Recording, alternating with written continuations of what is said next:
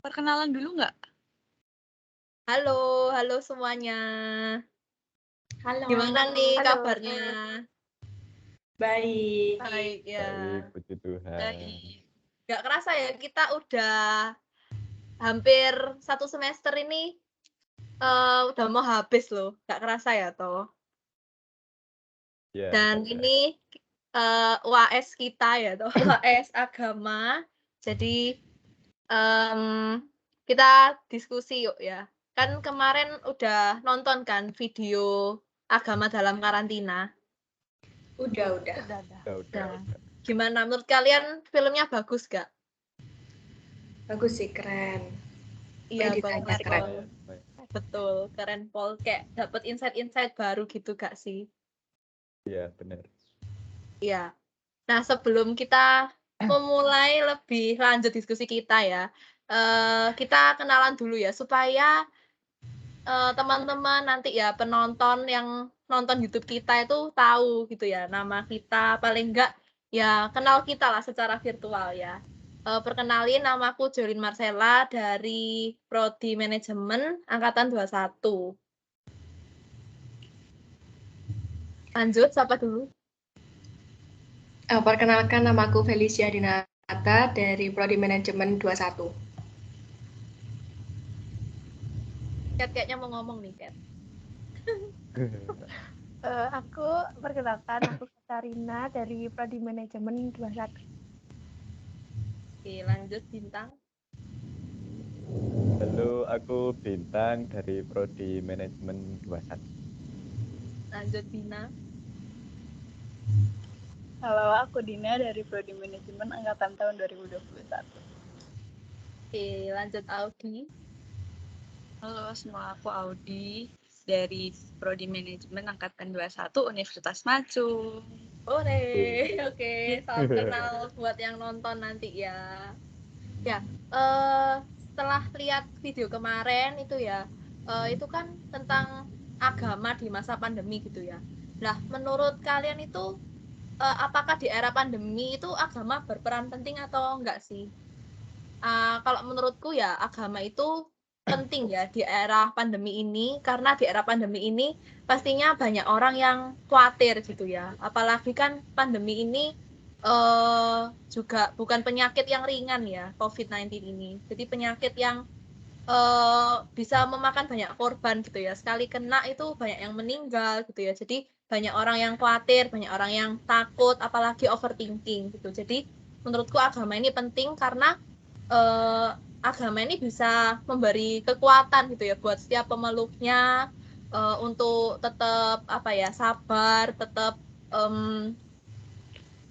tenang gitu ya dalam menjalani musim-musim pandemi ini gitu ya. Karena kan dari agama saat kita beribadah itu dapat kasih kita kekuatan kan dari setiap pengajarannya. Ketika kita berdoa bersama itu bisa kasih ketenangan kayak gitu. Jadi agama itu penting banget sih dan berperan penting banget dalam era pandemi.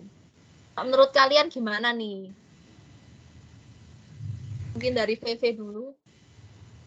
Menurutku bener sih kata Joy. Kayak sekarang juga dari dulu-dulu selalu ada kayak wabah-wabah kayak gitu. Tapi kan selalu ditemukan obat-obatnya terus. Jadi kayak ya ini kan semakin meskipun kita setiap tahunnya atau setiap beberapa tahun, puluhan tahun kemudian ada wabah lagi, agama itu juga penting karena ya buat pegangan kita gitu loh. Kalau masih, apalagi sekarang masih belum ada obatnya ya, kita mau gimana lagi melindungi diri kita sendiri, juga akhirnya ke Tuhannya kita masing-masing gitu. Betul banget. Kalau pendapat yang lain gimana, Dina? Menurut aku penting ya, karena bagaimanapun agama tuh kan udah ada di diri kita dari kecil ya. Dan pandemi ini bukan penghalang kita untuk menjalankan ibadah dengan di agamanya masing-masing.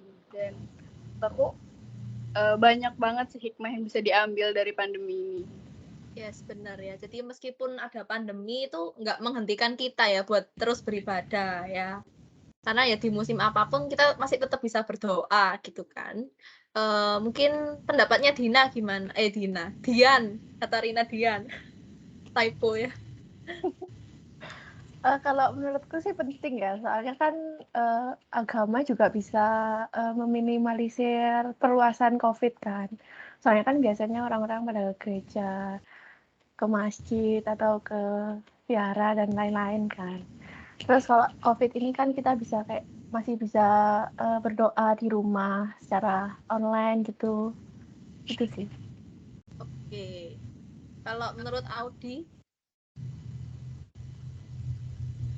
Jadi kalau menurut aku ya, kalian pernah tahu ini nggak sosiolog terkemuka itu namanya Max Weber? Pasti pernah tahu sih zaman SMA. ya. Kalau kalian anak PS tuh waktu pelajaran sosiologi, Max Weber itu bilang dia itu memandang agama itu sebagai pemicu semangat kan, dan sumber inspirasi bagi manusia dalam menjalani kehidupan gitu.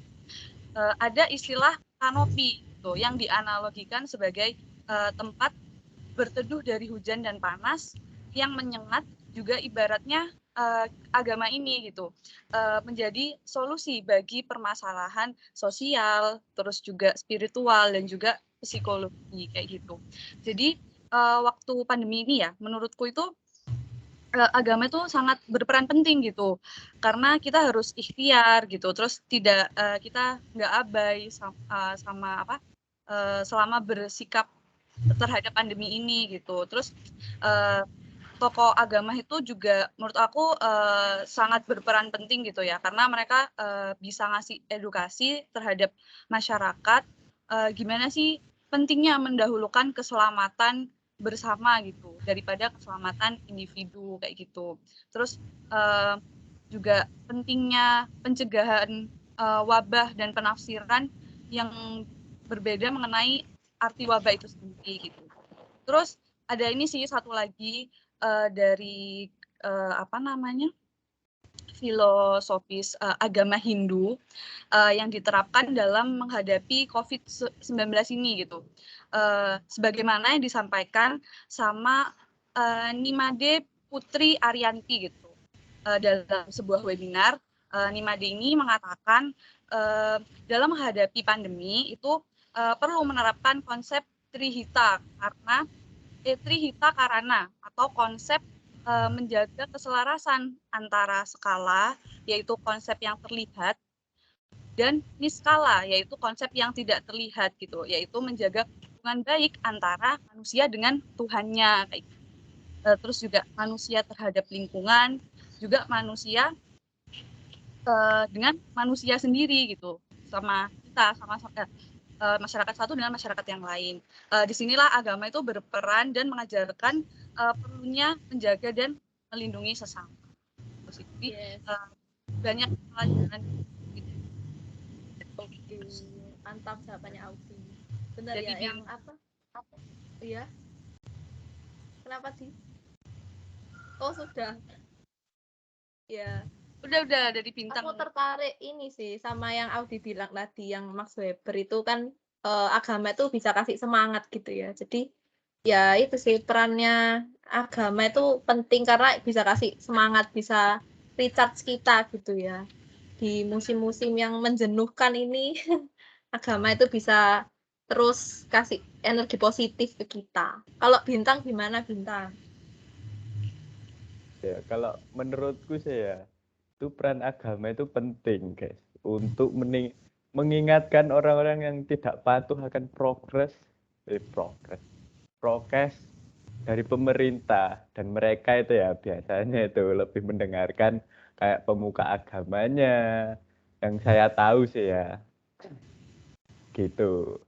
Terus itu juga bisa diterapkan di berbagai agama, kayak contohnya kalau di agama saya, di agama Kristen itu ya biasanya itu para pendeta itu nyelipin tentang COVID-19 dan prokes gitu loh. Itu jadi bisa untuk mereka terima yang nggak percaya terhadap pemerintah ini dan tidak patuh ini, bisa mendengarkan para pemuka agamanya itu kan bisa diselip-selipin untuk COVID ini biar mereka percaya. Menurut saya sih gitu sih, bagus juga itu untuk digituin. Dan itu sudah berlaku ke saya gitu loh. Pak kemarin itu wah apa nih COVID ini ya, COVID ini tidak bagus. Terus gitu saya mendengarkan dakwah dari pendeta saya, COVID ini gini, wah terbuka mata saya. Oh iya, terima kasih Pak Pendeta telah membuka mata saya. Itu sih menurut aku sih gitu guys ya. Oke, Bintang. Thank you ya.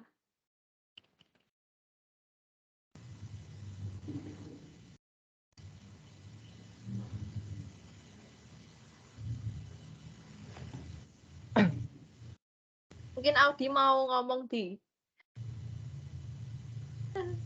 wajah-wajah ingin berkata-kata.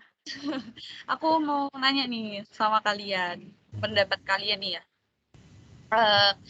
Menurut kalian tuh pandemi COVID-19 ini tuh memberikan dampak apa sih bagi masyarakat Indonesia gitu? Karena kan kita tinggal di Indonesia. Nah, terus selama kemarin kita udah hampir 2 tahun ya berada di masa ini, apa aja sih dampak gitu yang kalian sendiri rasain atau masyarakat sekitar kalian ngelihatnya itu apa gitu dampaknya? Mungkin siapa nih?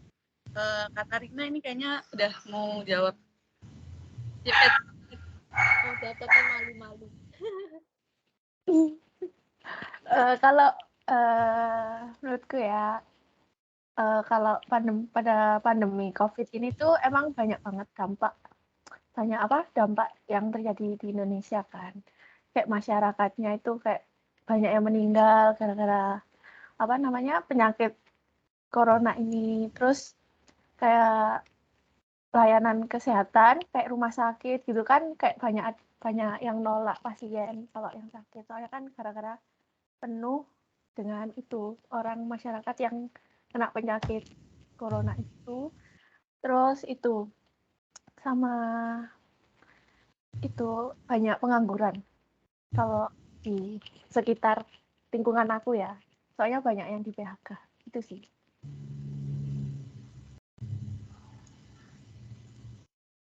Mungkin dari yang lain. Apa dulu ya? Apa Aku ya? mau. Aku mau. Ya, COVID ini itu ya berdampak besar banget ya buat Indonesia gitu ya. Ya nggak cuma Indonesia ya, pasti juga negara lain ya. Karena COVID ini nggak cuma mengganggu era kesehatan, tapi juga mengganggu di era ekonomi gitu ya, di bidang ekonomi. Karena ketika COVID masuk itu ekonomi itu langsung anjlok gitu ya, langsung turun karena aktivitas perdagangan ya, terus juga jam-jam kerja itu kan semua dikurangi gitu ya untuk membatasi rantai penyebaran COVID ya.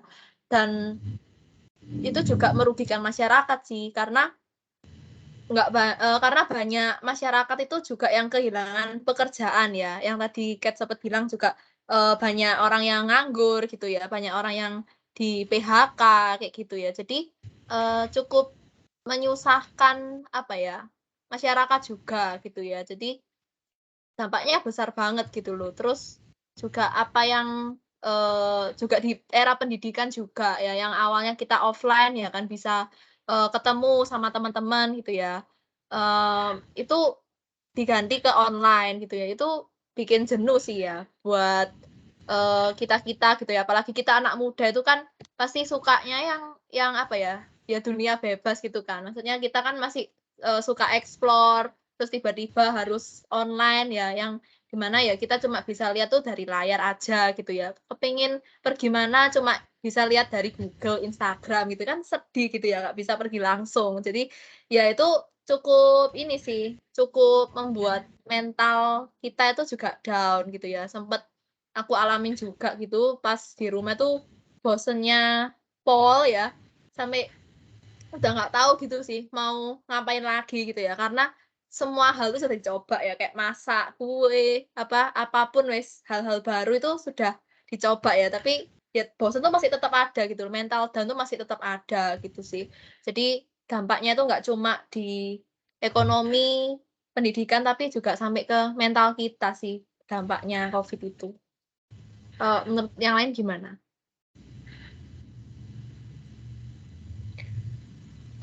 Aku ya, kalau dari aku sih mungkin karena aku ini ya lagi masih pelajar, masih mahasiswa, aku ikut terdampak sih karena COVID ini. Mulai dari kelas 2 SMA kayak udah mulai online gitu loh.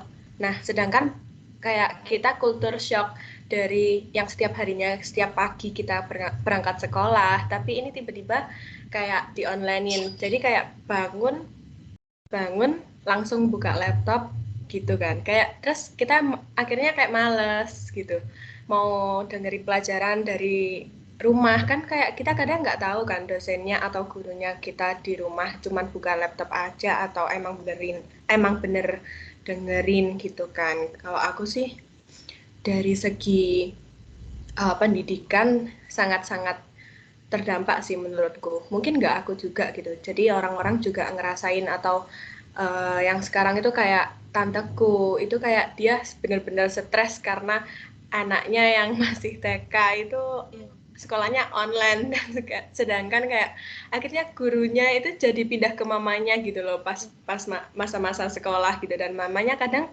ya kita nggak tahu kan pendidikan setiap orang itu gimana. Kadang ada emang mama yang bisa ngajarin anaknya, tapi kadang juga kan peran guru itu juga penting kan, menurutku gitu sih. Stres sih kalau yang anak-anaknya masih TK.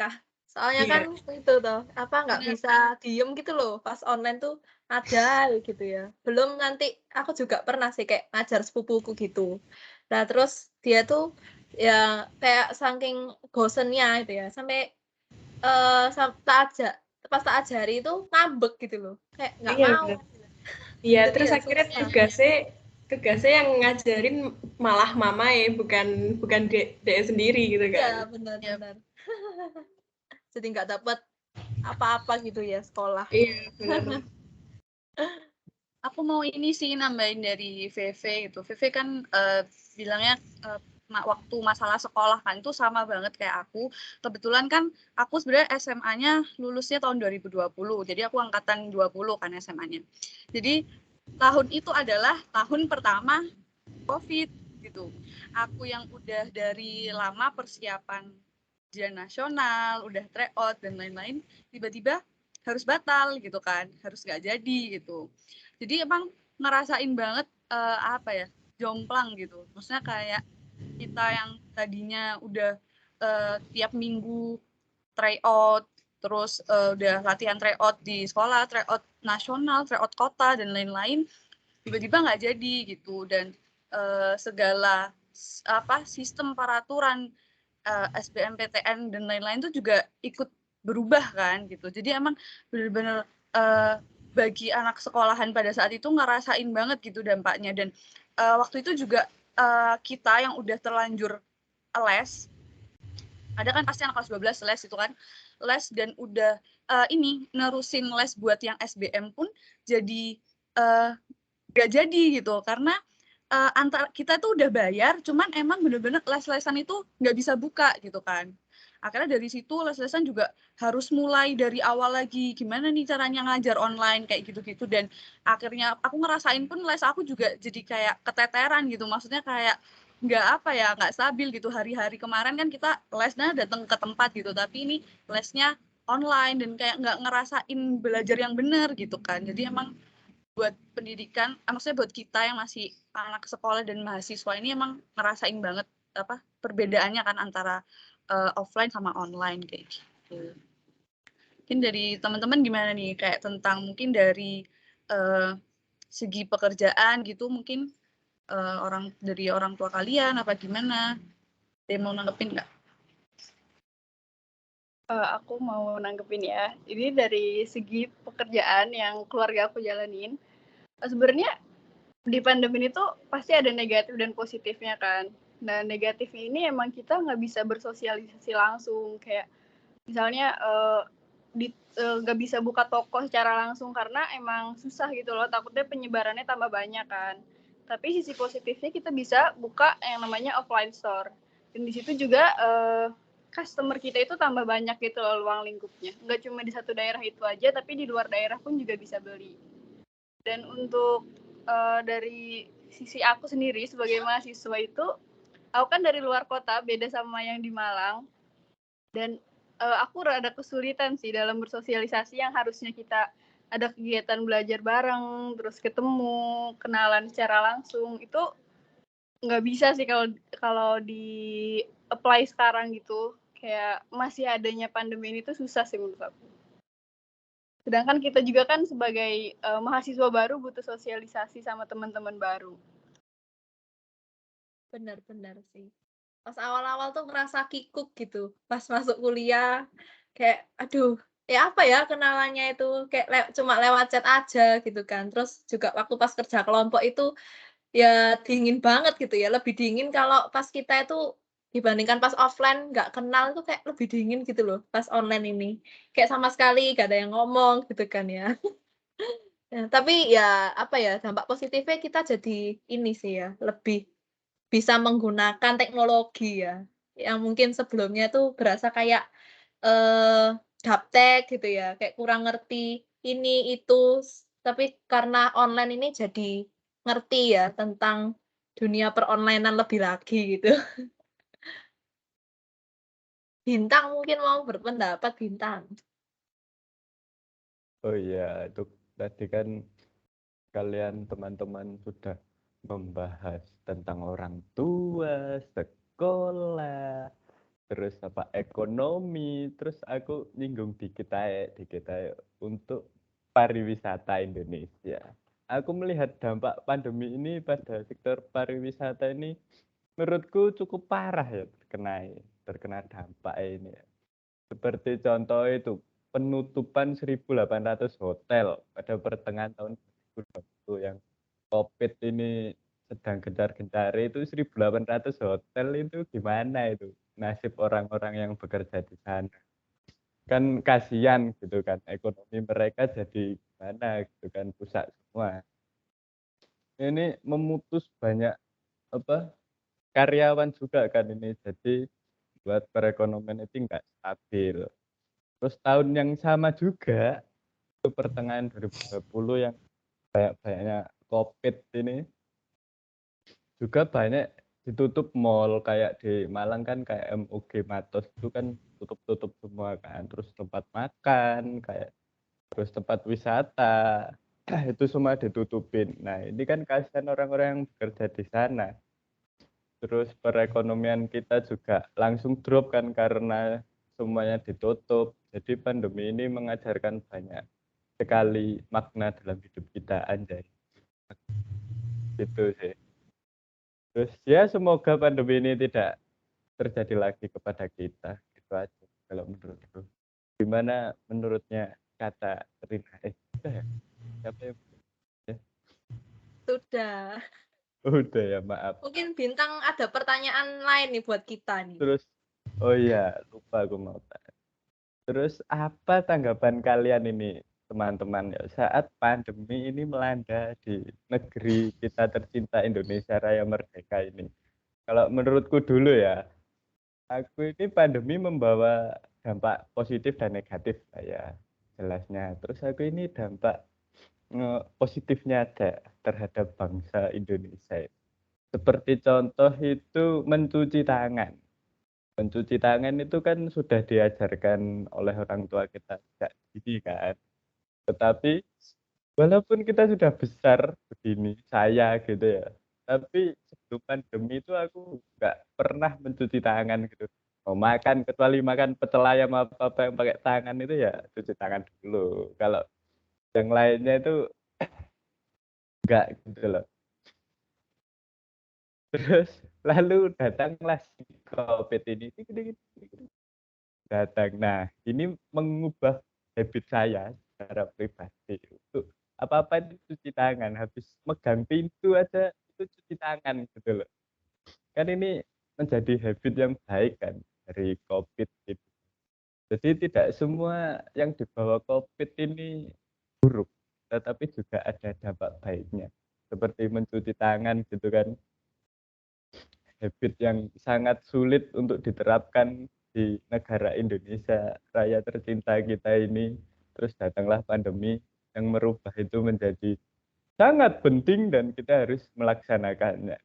Jadi gitu sih, aku melihat positifnya aja. Yang buruk-buruknya banyak banget COVID itu. Nggak cukup 30 menit ini nanti kita.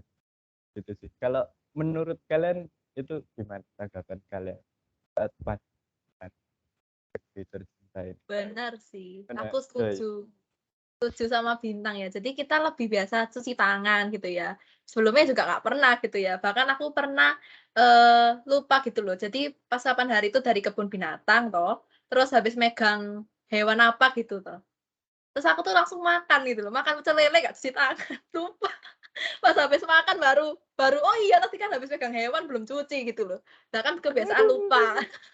Terus untuk nggak keracunan ya. Terus pas COVID ini ya jadi itu sih kemana-mana cuci tangan ya toh mau apa masuk kamar itu benar-benar steril gitu ya. Wes pokoknya badan ini harus bersih gitu. Terus juga ini sih senengnya itu muka jadi glowing gitu ya. Karena kemana-mana itu pakai masker ya. Jadi muka kita tuh anti debu gitu loh ya. Yang biasanya tuh apa ya muka itu kalau pulang dari pergi tuh kusem gitu ya. Terus apa kena debu. Tapi karena sekarang COVID itu jadi biasa pakai masker gitu loh. Bahkan ketika COVID sudah apa ya sudah landai, sudah nggak meledak-ledak itu kayak nggak enak gitu loh kalau misalnya nggak pakai masker gitu ya.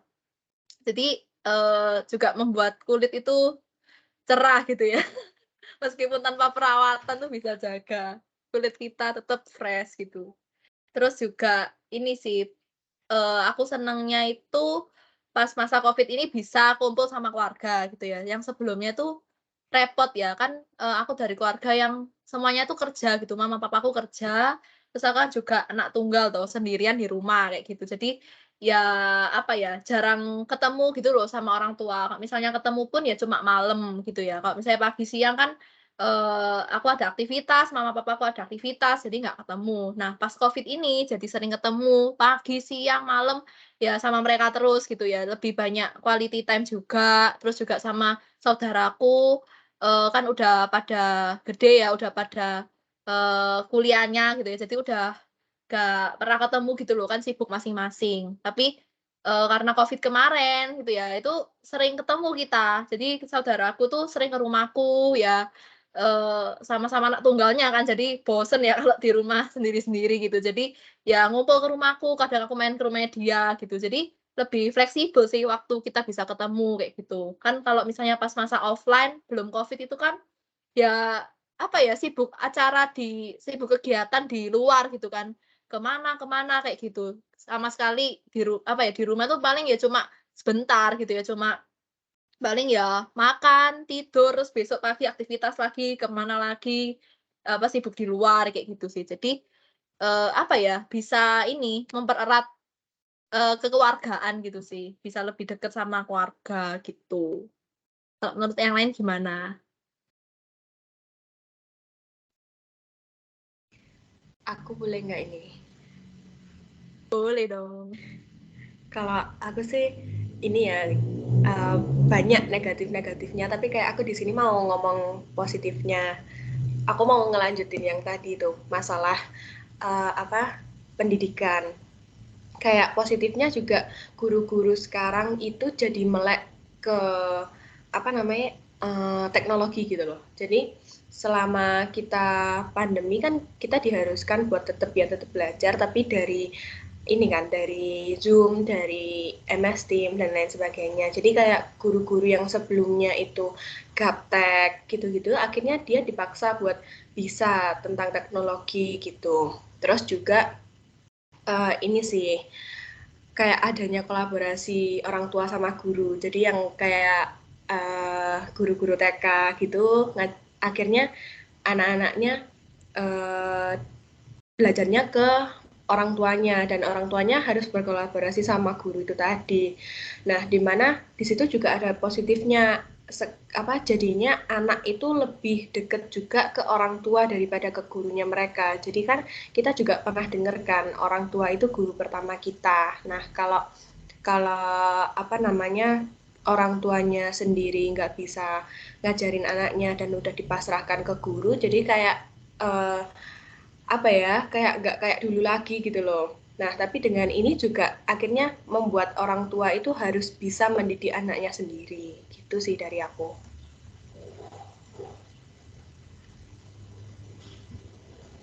Mungkin ini dari Odi mau ngomong nih. Iya sih, aku mau nambahin aja. Emang waktu pandemi itu masuk ke Indonesia, waktu melanda ke negara kita itu kan emang yang namanya wabah itu kan nggak bisa nggak bisa dihindari sekalipun kita udah mencegah gitu kan. Dulu kan awal-awal kita kan juga COVID itu kan udah ada di Cina dan negara-negara sana itu kan udah dari sekitar tahun 2019 bulan November gitu kan. Tapi kan baru masuk di Indo itu sekitar bulan Maret. Aku ingat banget itu Maret. Nah, jadi waktu pandemi itu masuk ke Indo, memang semua itu sama-sama berjuang nggak sih? Maksudnya kayak mulai dari pemerintah, nakes gitu, masyarakat, terus tokoh agama pun juga semua sama-sama berjuang gitu. Jadi emang selain dampak-dampak negatif yang udah kita bilang di awal tadi, kita juga ada banyak dampak positifnya sih emang gitu. Maksudnya kayak yang tadinya kita mungkin ya kita males-malesan menjaga kesehatan, sekarang kita jadi berlomba-lomba tuh gitu buat menjaga kesehatan gitu, karena selain melindungi diri sendiri kita juga harus melindungi keluarga gitu kan. Karena kalau misalnya nih ya, yang awalnya kita kemarin-kemarin kayak sering tuh nongkrong di luar, ketemu orang banyak dan lain-lain, terus kita acuh sama kesehatan, dampaknya itu masalahnya bukan ke kita aja gitu. Kalau kita yang kena nanti pas kita udah di rumah, keluarga kita juga kena gitu. Jadi emang waktu pandemi itu masuk, aku ngerasain bener semua itu ikut berjuang gitu. Itu sih dari aku. Mungkin temen-temen nih, gimana nih? Kayak Dina mau ngomong ya?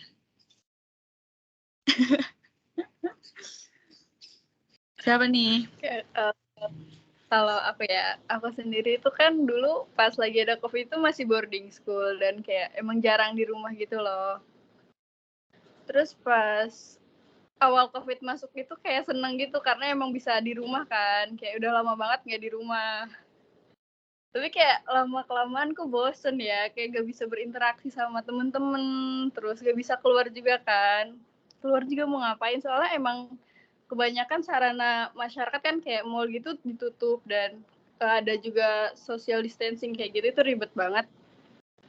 Terus kayak positifnya itu sama sih, kayak lebih dekat sama keluarga, terus kayak ketemu temen yang di rumah, dekat sama saudara, kayak gitu sih. Cakep. Ini Lanjut.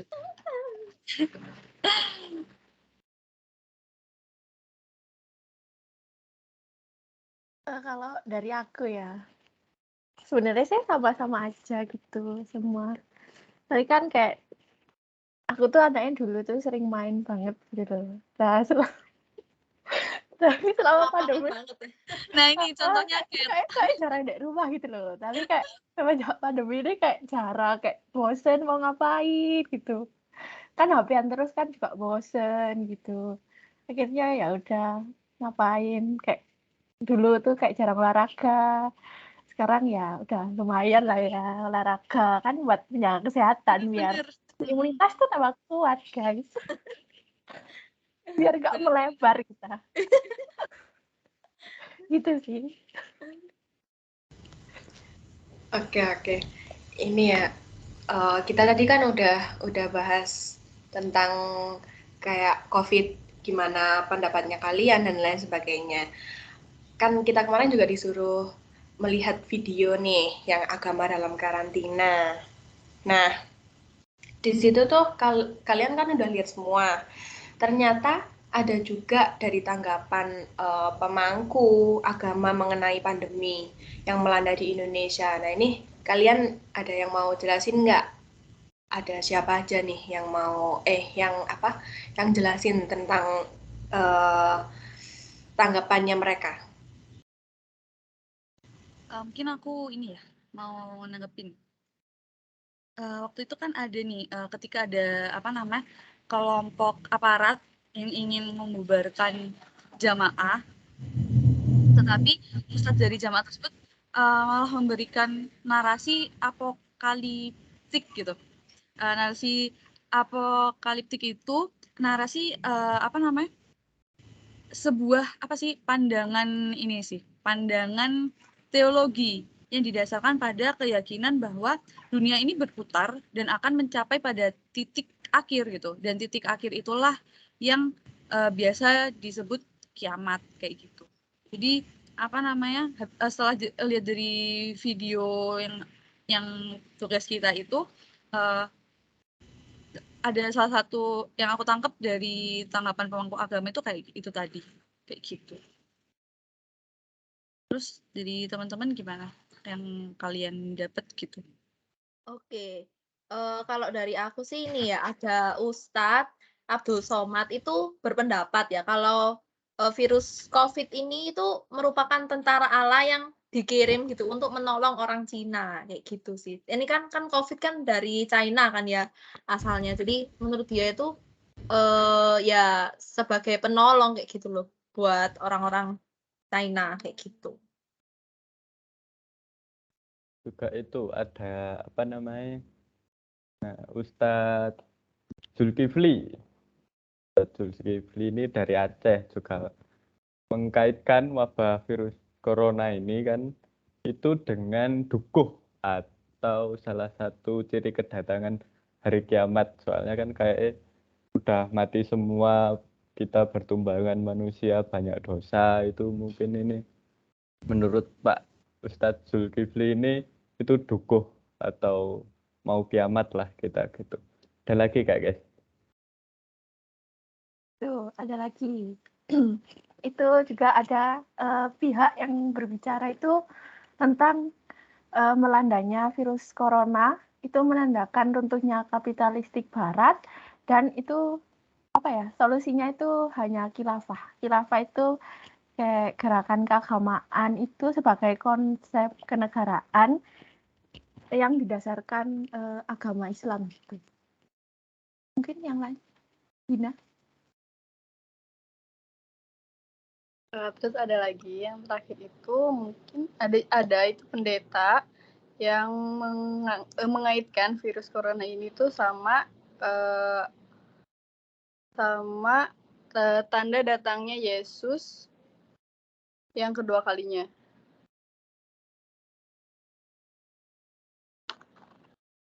Jadi emang tanggapan dari pemangku agama itu ini ya beda-beda ya, macam-macam gitu. Ada yang nganggapnya A, ada yang nganggapnya B gitu. Kayak tergantung gimana kita mempercayainya aja nggak sih, kita ikut yang mana gitu, atau nggak ikut sama sekali juga nggak apa-apa, karena kayak ya udah mungkin wabah itu ya emang bencana aja nggak sih dari Tuhan, kayak maksudnya emang berarti saatnya emang kita harus bersyukur, harus bisa lebih menerima keadaan. Terus mungkin itu juga salah satu bentuk rasa Tuhan itu mungkin marah ke kita atau iri ke kita gitu, karena mungkin yang selama ini kita lalai, kita jadi waktu COVID ini kan kita kayak harus gencar-gencarnya kita beribadah gitu, karena takut banget, kayak akhirnya kita lebih banyak berdoa kayak gitu. Kita jadi lebih deket lah ya sama Tuhan kita gitu. Betul banget. Nah, kan COVID itu kan bukan salah satu penyakit yang terbesar ya, yang ada di dunia, yang di beberapa negara lah ya. Kalian pernah tahu nggak sih ada wabah penyakit apa aja yang melanda beberapa negara lainnya? Aku dulu ya. Boleh. Setahu aku tuh ada namanya Plague of Justinian.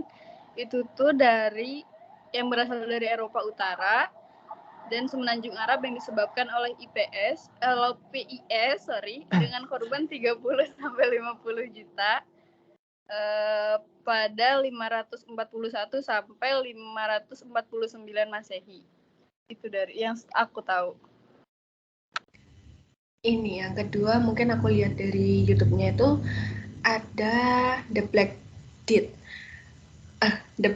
Death yang berasal dari Afrika Utara dan Asia Barat yang sampai menelan korban itu 75 sampai 200 juta jiwa pada tahun 1346 sampai 1353. Jadi udah beberapa puluh tahun yang lalu, ratusan bahkan ya.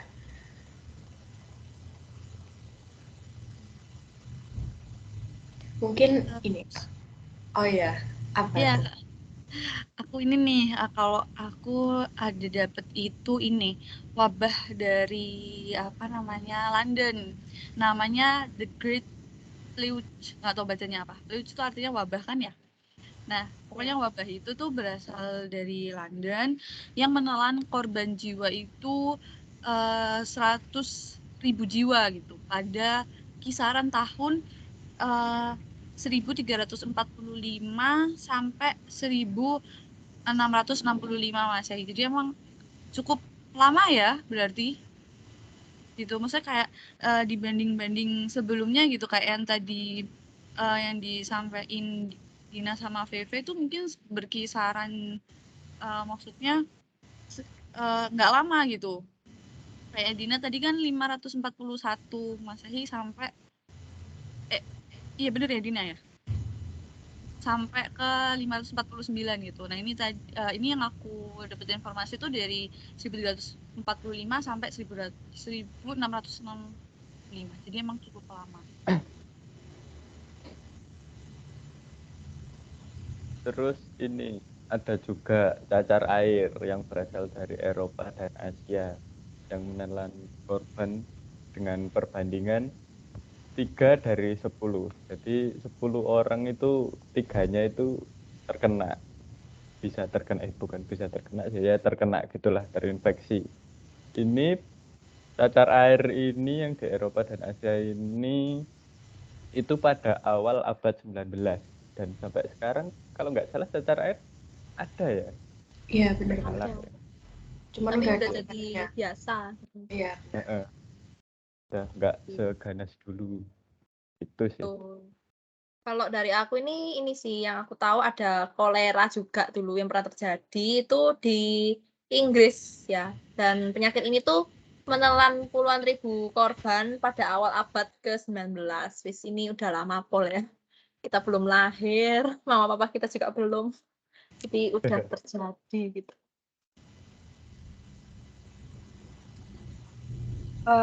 Oh iya, berhubungan sama penyakit kan di Indonesia ini tuh dulu di Indonesia kan pernah terjadi wabah penyakit yang emang menelan banyak korban gitu. Kalian tahu nggak sih apa aja penyakit-penyakitnya itu? Oke, kalau dari aku sih ini aku pernah tahu kalau di Indonesia itu pernah terjadi wabah penyakit namanya itu penyakit paru gitu ya. Itu terjadi tahun 1625 sampai 1626. Nah, jadi penyakit ini tuh marak ya, sangat marak di tahun itu sehingga itu menewaskan sepertiga penduduk Banten ya dan 2/3 penduduk Jawa Tengah. Wah, ini serius banget gitu ya penyakitnya. Terus juga tercatat ya bahwa penyakit ini tuh merenggut hingga 60.000 jiwa dalam 40 hari ya. Bayangkan menghabiskan stok manusia ya ini ya. Mungkin yang lainnya.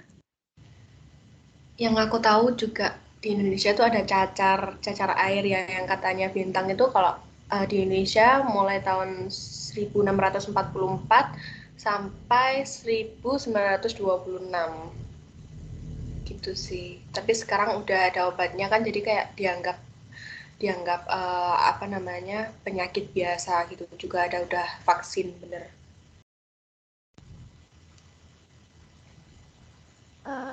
Dari aku ya, selanjutnya itu ada penyakit malaria itu pada tahun 1733. Nah, penyakit itu banyaknya itu menewaskan orang Eropa baru gitu yang kerjanya itu sebagai pegawai VOC gitu. Kayak yang baru datang ke Indonesia gitu.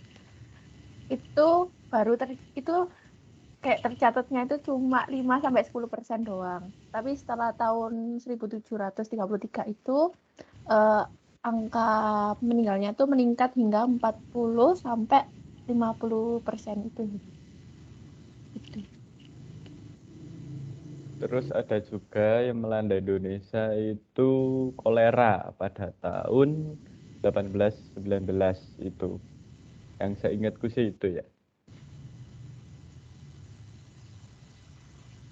Nah, terus ini ada yang mungkin masih baru ya di tahun 1910-an.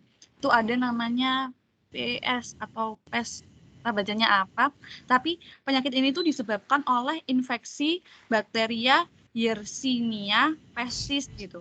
Nah, seseorang itu bisa terserang penyakit PES ini bila digigit kutu yang sebelumnya menghisap darah hewan dengan infeksi bakteri tersebut itu tadi yang apa Yersinia pestis itu tadi.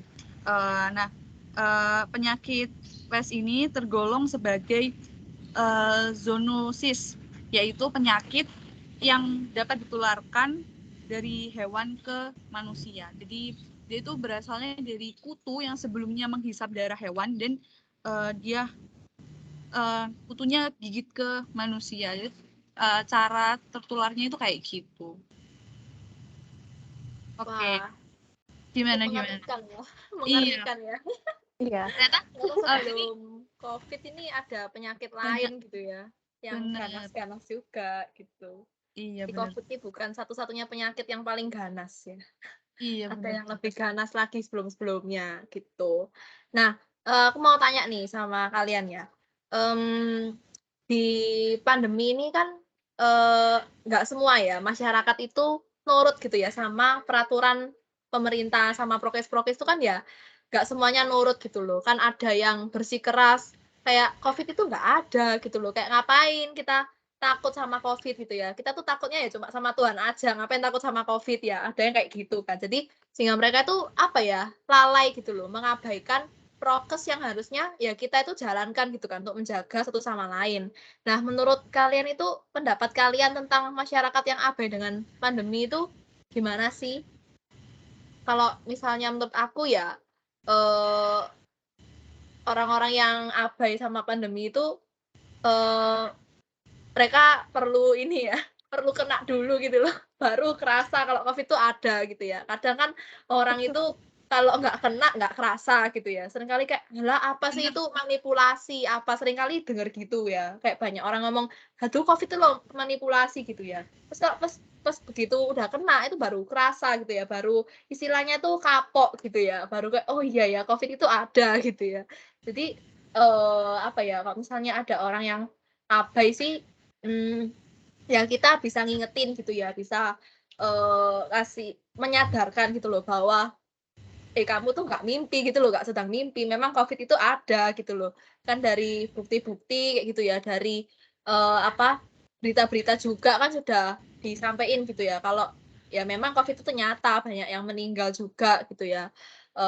Jadi ya ayo gitu ya, kita ingetin mereka gitu ya, buat tetap jaga prokes supaya keluarga kita tuh juga nggak terdampak kayak gitu loh.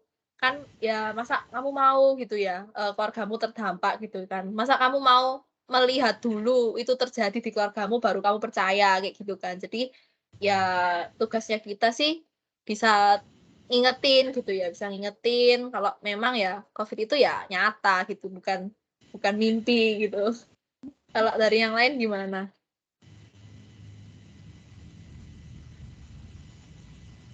Aku tak. Boleh. Boleh.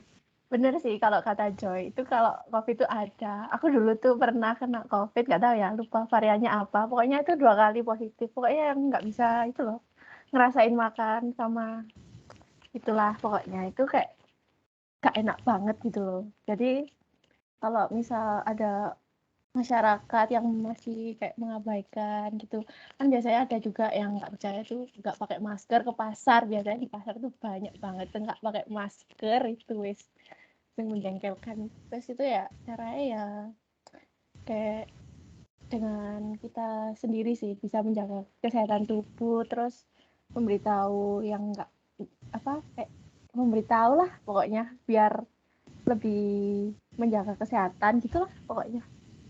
Gitu sih. Ya, setuju. Pokoknya kita jangan capek-capek bilangin lah ya. Betul. Buat jaga sesama. Mungkin dari VV nih, VV mau ngomong. Iya. Kalau dari aku sih ini ya, benar kata kalian. Sama sih. Aku malah menjadi ini ya, apa yang Joy katakan di awal, kayak kalian harus kena dulu baru benar-benar percaya adanya COVID. Karena aku kena gitu loh. Karena kita alumni kan. Jadi kayak aku sebenarnya percaya mulai awal kali di Indonesia itu ada itu percaya kalau adanya COVID. Tapi kayak ya udah gitu loh, kadang pakai masker, kadang nggak pakai masker, keluar kadang di jalan dilepas ya kayak gitu-gitu. Akhirnya kena dan wah itu nggak enak banget. Akhirnya baru dari situ harus pakai masker, harus bawa hand sanitizer gitu-gitu. Kalau sekarang aku lihat orang-orang kayak nggak patuh ke prokes gitu-gitu, kupas terus sih kayak, duh kamu nggak tahu, aku harus tahu kena ini kayak gitu loh. Kayak, kalian itu aja jangan apa namanya merasakan hal yang sama loh, gak enak kalau enak ya wes dirasakan bareng-bareng ya nggak apa-apa gitu sih. Nah, aku kayak gayen maskermu gitu-gitu. Gitu sih dari aku. Benar-benar. Ini aku mau nambahin dikit, sama sih. Emang semua itu terjadi karena mereka emang belum ngerasain aja gitu. Aku pun juga kayak gitu. Mungkin hampir semua ya kita kayak gitu nggak sih? Kayak karena memang di awal kita pasti emang nggak nyangka gitu loh. Kayak lebih ke, kalau aku lebih kayak kaget gitu. Kok jadi gini, aku percaya emang virus itu ada gitu. Karena kan udah terbukti nyata kan di belahan dunia mana yang, negara mana yang nggak kena gitu kan, semua kena, beritanya menyebar luas sampai internasional dan lain-lain. Jadi ya memang itu ada gitu, cuman emang yang bikin agak nggak percaya tuh, masa iya sih dia bisa bikin puluhan ribu orang tuh meninggal dalam satu hari dan lain-lain gitu kan. Masa iya sih sebelum kita kena virusnya kan emang kita ada reaksi-reaksi ya di tubuh itu, yang anosmia lah, apa itu tadi yang kayak Kate bilang nggak bisa ngerasa dan lain-lain. Aku awalnya juga gitu, jadi kayak baru kena itu baru ngerasain bener. Tapi kalau aku tetap ngejalani protokol kesehatan tetap aku lakuin gitu. Cuman kayak rasa nggak percaya kalau ini itu beneran ada, itu emang ada gitu loh. Rasa nggak percaya itu ada gitu. Jadi emang ketika kita ngelihat ada orang yang masih mengabaikan pandemi, itu emang pro kontra ya. Itu terjadi itu secara tidak langsung, maksudnya kayak ya udah emang pandangan orang tuh beda gitu. Yang penting gimana cara kita aja buat tetap ngingetin gitu kalau ini tuh nyata loh gitu, karena kita sendiri udah ngerasain gitu. Jadi emang kita nggak bisa maksa. Nah itu tadi sih, pandangan emang selalu ada pro ada kontra gitu. Tapi yang penting gimana cara kita buat ngingetin terus orang-orang yang abai, yang masih mengabaikan pandemi kayak gitu.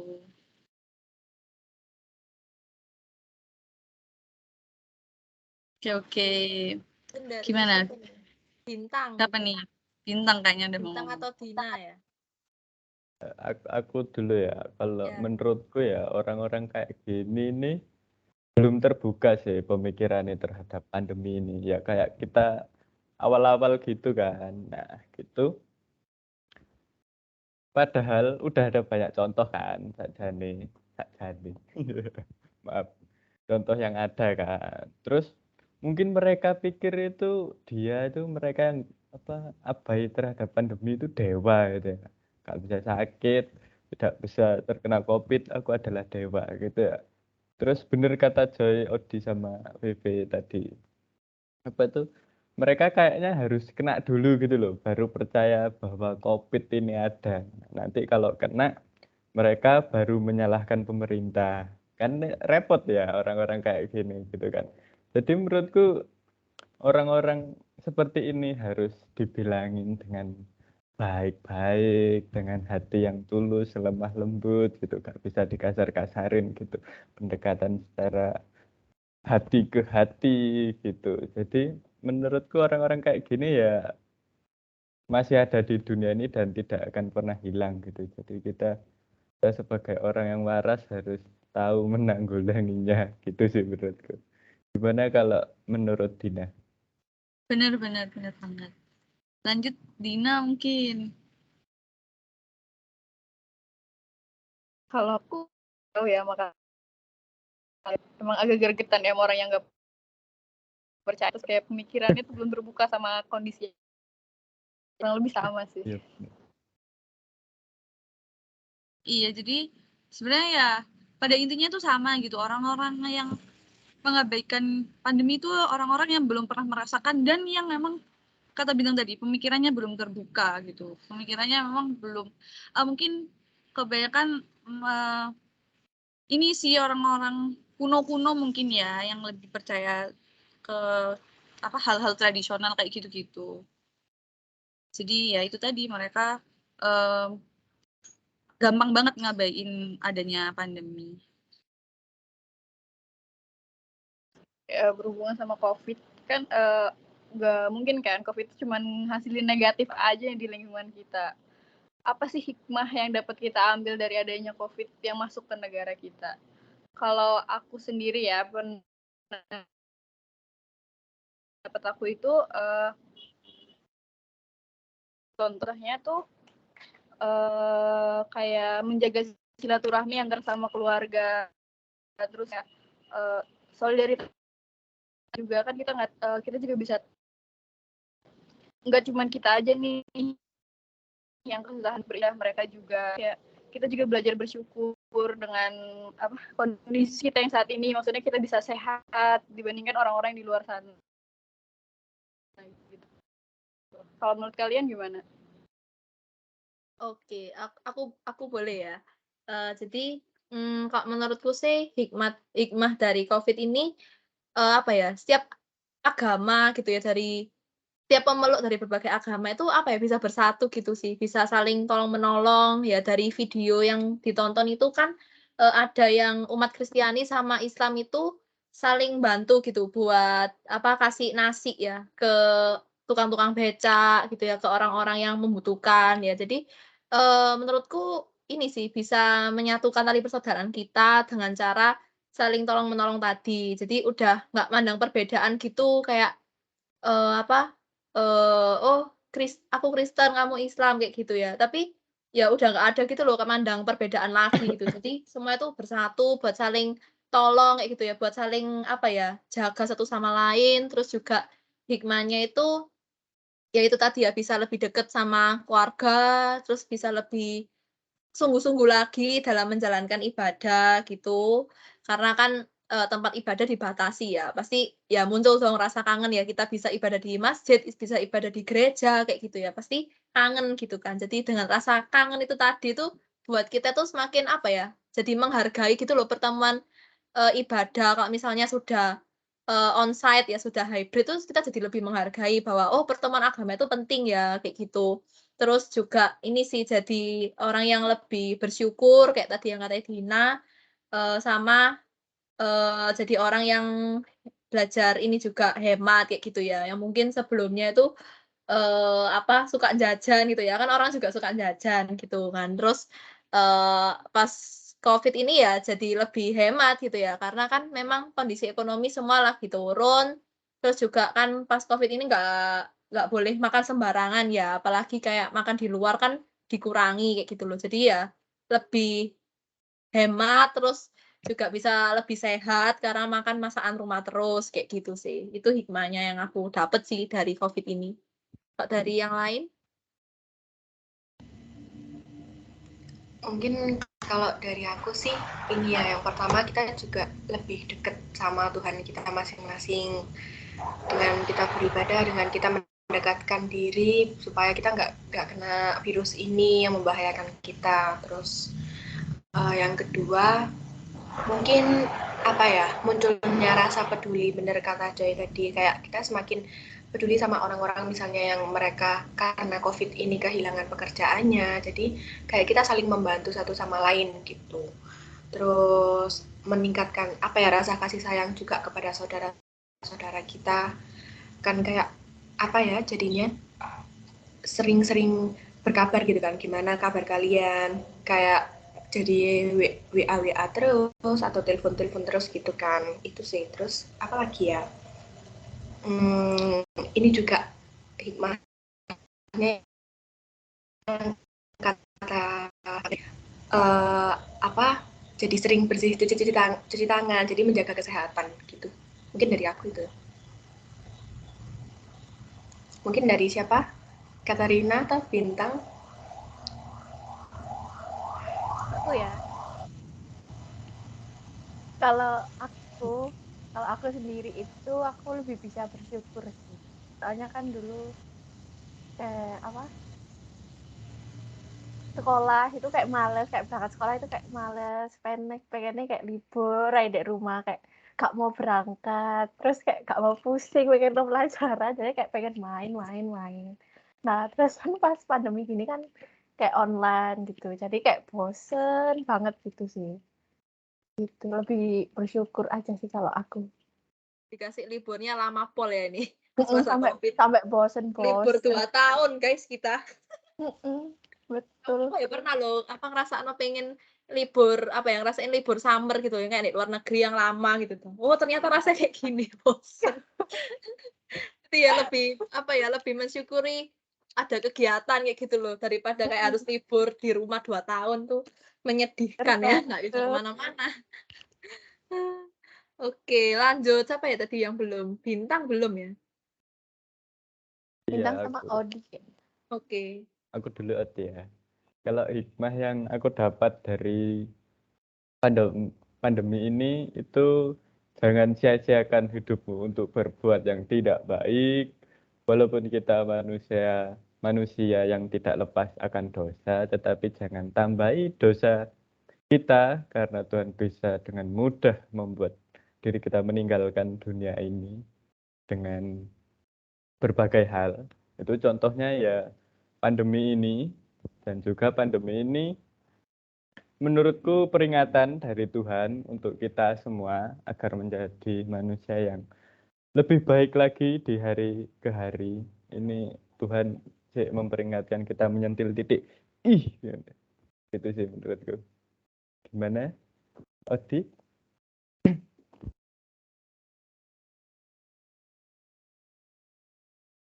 Aku nih sama sih ya, kayak hikmahnya pasti pelajaran itu pelajaran apa ya? Pelajaran yang besar gitu buat kita. Pengalaman baru juga buat kita gitu. Yang pasti harus emang lebih banyak bersyukur, terus karena pasti di balik semua kejadian kan ada plus minusnya gitu kan. Itu tadi sih sama kurang lebih sama kayak apa yang kalian sampaikan gitu. Oke. Ya, apa ya? Bisa buat apa ya istilahnya, buat ngaca lah ya, buat kita ngaca lah ya COVID ini, kayak yang sebelumnya kita tuh orang yang seperti apa, terus kita tuh bisa jadi orang yang lebih baik gitu loh di masa COVID ini ya, bisa berubah ke arah yang lebih baik gitu. Nah, setelah nonton video dokumenter agama dalam karantina, pasti ya kita juga apa ya, jadi refleksi diri lagi kan. Nah, apa sih refleksi kalian gitu ya setelah nonton video dokumenter agama dalam karantina? Nah, mungkin aku mau cerita dulu ya. Jadi waktu aku nonton itu, apa ya, menurutku sih agama itu dinamis ya, karena bisa mengikuti, perkembangan zaman gitu ya, bisa beradaptasi dengan, hal-hal yang kemungkinan tuh terjadi ya. Seperti COVID ini kan juga nggak direncanakan gitu ya, tapi agama itu bisa mengikuti gitu loh, bisa beradaptasi ya dengan menerapkan protokol kesehatan saat ibadah, terus juga melakukan pembatasan, jumlah orang yang beribadah ya, terus melakukan ibadah online kayak gitu. Terus, dari nonton itu juga, apa ya, bisa lebih menghargai pertemuan ibadah juga gitu ya. Apa, ketika kita ada teman ibadah ya hargai itu gitu ya, datang. Terus kalau meskipun kita belum ada kesempatan buat bisa ibadah ya tetap ibadah di rumah gitu ya. Jadi dari apa ya, klip-klip video yang ditampilkan gitu ya dari berbagai agama, kayak semua pemeluknya itu tetap berusaha gitu loh, mendekatkan diri dengan Tuhan dengan cara ya berdoa di rumah kayak gitu ya. Mungkin kalau doa di rumah itu ya ada esensi yang kurang gitu ya. Misalnya kayak biasanya kan kita di masjid atau di gereja itu kan dengar pengajaran dari ustadz, pendeta kayak gitu kan. Tapi kan di rumah kita kan apa ya? Ya nggak bisa dengar gitu kan pengajaran dari mereka. Mungkin kita harus baca buku agama kita sendiri gitu ya, baca Alkitab kayak gitu. Jadi, ya apa ya, ada effort lebih lah, effort lebih yang kita jalankan kayak gitu sih itu, untuk kita itu tetap menjalin komunikasi dengan Tuhan kita masing-masing kayak gitu. Dan dari video itu, ya juga apa ya, belajar menghargai kebersamaan sih kayak gitu. Yang mungkin apa ya, kan pernah ya kayak mungkin kita itu, "Aduh kok aku rasanya ini ya, apa, setiap hari tuh hidup sama kumpul sama orang terus kayak kadang tuh kepengen sendiri, pengen me time dan lain-lain," gitu kan. Tapi ya karena Covid ini tuh jadi menghargai kebersamaan kayak gitu loh, bahwa, oh kebersamaan tuh ya penting kayak gitu ya. Yang dulu mungkin suka sibuk sendiri gitu ya, sibuk dengan dunia sendiri, tapi karena adanya Covid ini jadi apa ya, bisa ngelihat penderitaan orang lain juga kayak gitu loh. Jadi kita nggak cuma sibuk dengan dunia kita sendiri, tapi juga bisa saling peduli sama orang lain. Ya kayak tadi yang sempat VV bilang, kita jadi apa ya, terbiasa buat telepon saudara kita, kayak gitu ya, WA kita, yang mungkin dulu itu kita nggak pernah lakuin itu, kayak gitu sih. Dari yang lain gimana? Mungkin dari Dina?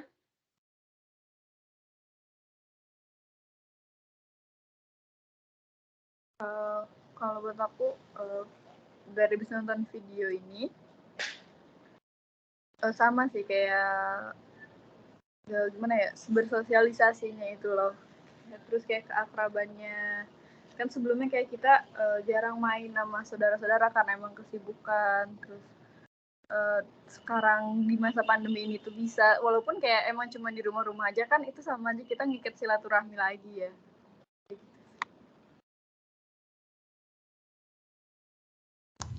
Mungkin kalau dari aku sih, dari habis lihat video ini lebih bersyukur ya, kayak di situ kita dilihatkan orang-orang di luar sana kehilangan pekerjaannya, banyak saudaranya yang meninggal, bahkan kita gak boleh nganterin sampai ke pemakamannya, kayak gitu-gitu kan kayak sedih banget. Jadi kayak aku lebih bersyukur gitu, kalau Tuhan masih sayang ke aku, masih melindungi kita gitu daripada orang-orang di luar sana.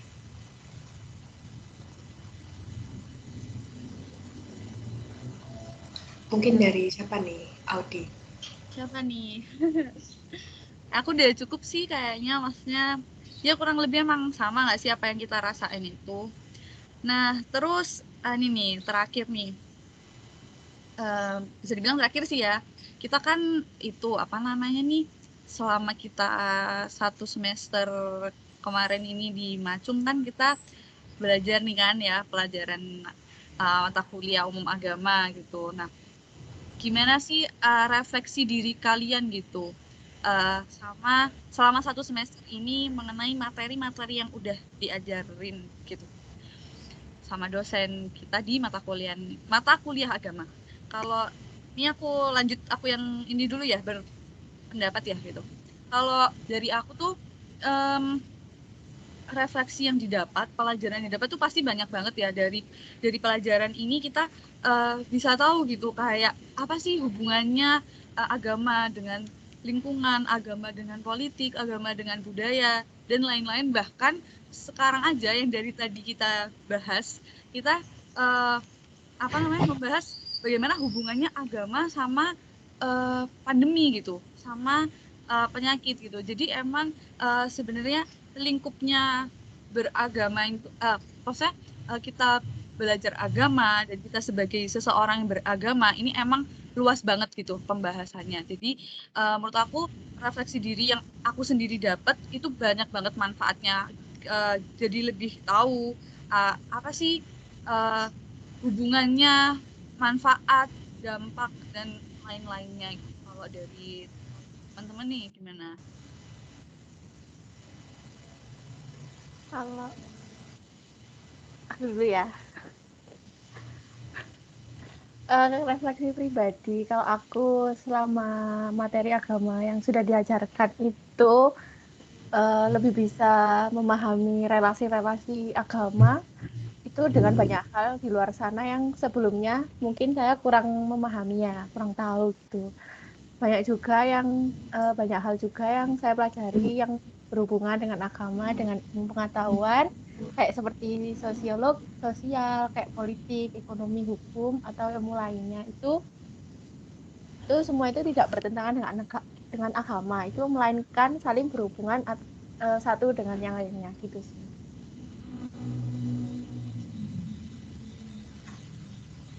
Kalau menurutku ya, itu aku lebih bisa melihat agama lain dari berbagai sisi gitu. Jadi kan di sini kita banyak mempelajari agama-agama yang ada di Indonesia kan, nggak hanya agama aku aja gitu. Juga asik juga mempelajari banyak agama yang ada di Indonesia ini, ternyata mengasihkan dan tahu akan hubungan agama dengan banyak hal yang tidak saya duga, kayak agama dengan politik dan agama dengan lingkungan kita dan segala macamnya, itu ternyata itu agama ada berhubungannya dengan itu semua. Jadi gitu sih. Ya, betul banget ya. Wah, thank you ya buat ngobrol-ngobrolnya ya hari ini. Sangat asik banget ya bisa ngobrol sama kalian. Nggak kerasa kita sudah ngobrol lebih dari 30 menit loh. Wow. Gak kerasa ya. Iya. Nggak kerasa banget. Seru banget sih diskusi kali ini. Seru banget. Iya. Kalau kita ketemu mungkin bisa nggak pulang ya kita ya. Nginep Iya. bahkan. Kita ngomong terus ya. Online aja udah lama, apalagi nanti waktu ketemu ya, bisa nggak pulang gitu ya. Oke, terima kasih ya teman-teman buat hari ini bisa diskusi bareng, seru banget ya. Sampai jumpa di lain kesempatan ya di semester 3. Semangat Iya. buat Semangat, UAS guys. lainnya. Juga kita berpamitan juga sama teman-teman ya, Bapak Ibu dosen juga yang nonton video ini. Kita pamit, sampai jumpa di lain kesempatan. Bisa ambil tangannya. Dadah. Dadah. Terima kasih. Terima kasih. Makasih Pak, Bu, teman-teman. Kita screenshot dulu ya.